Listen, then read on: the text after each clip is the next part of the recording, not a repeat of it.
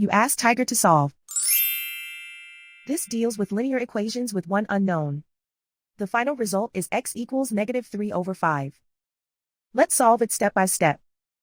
Group all constants on the right side of the equation. Add 3/10 to both sides. Combine the fractions. Combine the numerators. Reduce the zero numerator. Simplify the arithmetic. Combine the fractions. Combine the numerators. Find the greatest common factor of the numerator and denominator. Factor out and cancel the greatest common factor.